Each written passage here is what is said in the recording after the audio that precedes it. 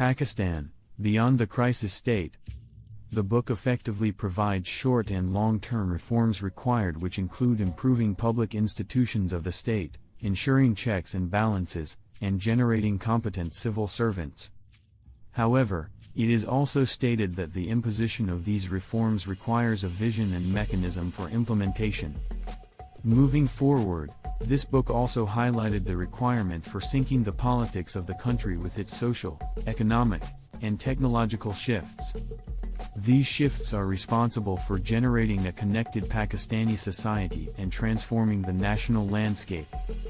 Examples of this include instigating electoral reforms for the purpose of promoting the participation of the educated middle class in politics. This will cause the needs of individuals to be addressed, and measures for improvement can be undertaken accordingly. With respect to redesigning governance policies, it is also essential to understand that democracy is incomplete without the presence of the rule of law. Hence, the judicial system should be strengthened, with checks and balances introduced. Justice should be available to the citizens of Pakistan, including those with lower socio-economic standing.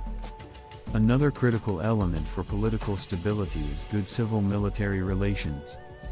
The military should be responsible for providing oversight, while civilian politicians should go according to constitutional norms and resolve disputes without military involvement. The book further discusses the need for an economic revival in Pakistan.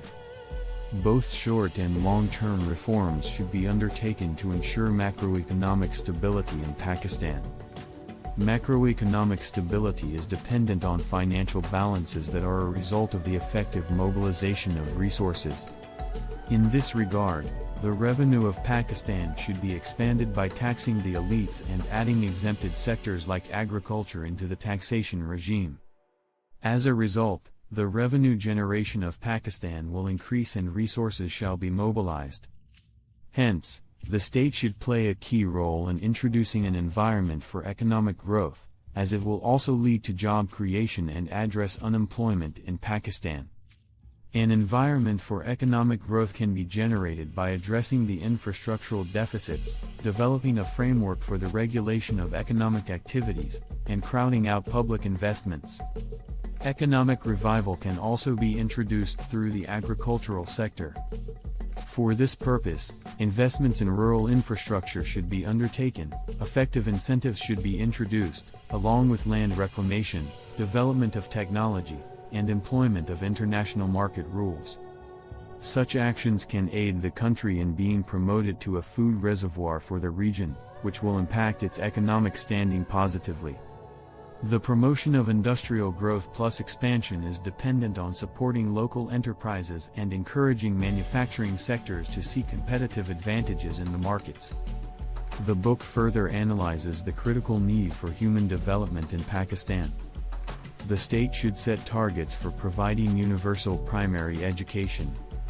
In addition, combating poverty and ending violence against women are also part of the wider need for human development in Pakistan. In order to combat terrorist organizations, the state should generate awareness and combat public support for militant organizations. In this manner, recruitment into such organizations will be prevented and radicalization shall be reduced.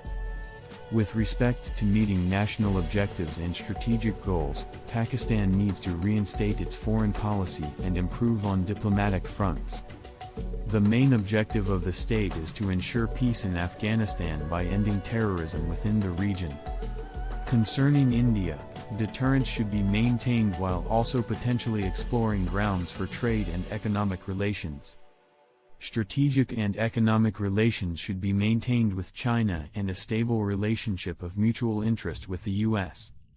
In this book, Malia Lodi was able to successfully assemble influential academics, writers, and policymakers under a single volume to provide insider perspectives on the depleting situation of Pakistan from various angles. However, it can be argued that this book provides a one-sided perspective on the issues of Pakistan, and the role of the military is largely deemed as negative despite their extensive contribution to the state. The book also argues against military association with politics without taking into account the political vacuum created by incompetent civilian leaders.